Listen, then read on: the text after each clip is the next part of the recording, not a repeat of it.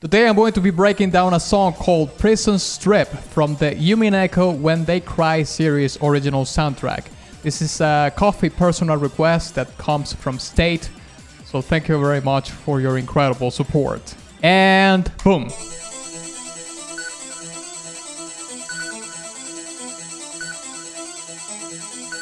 Get some harpsichords opening, neoclassical passage, very nostalgic.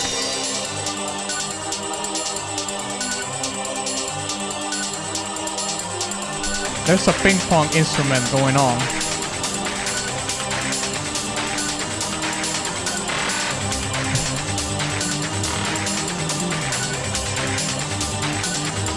Listen to that bass.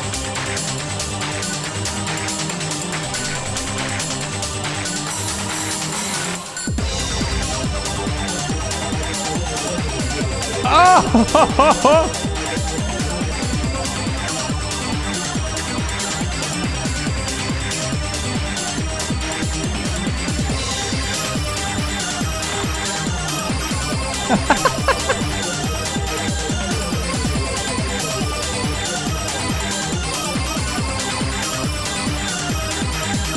Neoclassical electronic music.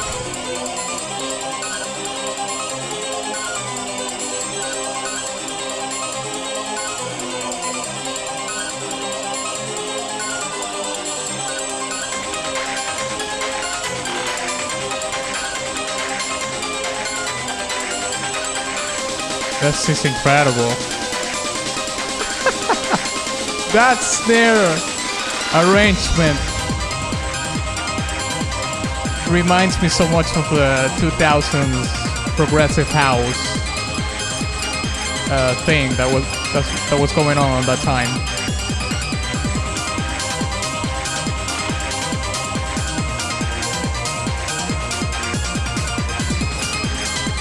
Yeah, this is super high energy.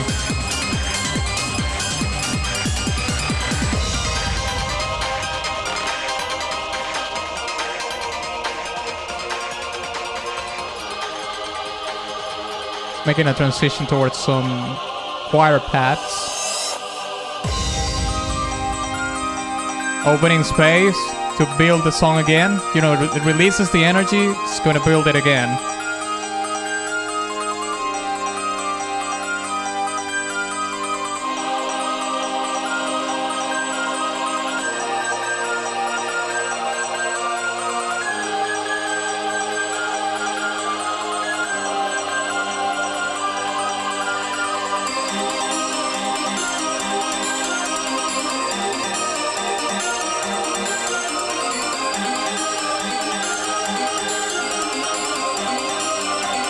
This part sounds like digital Castlevania, electronic Castlevania.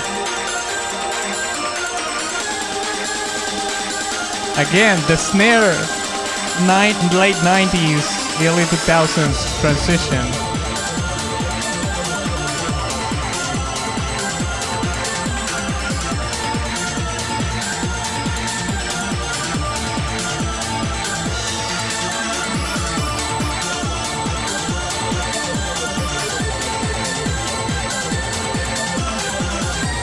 That patch in the bass, so 90s.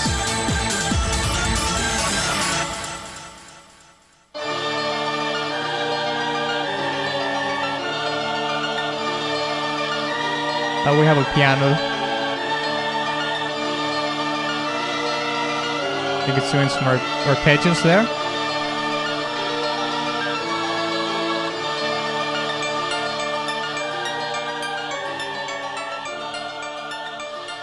Fading out.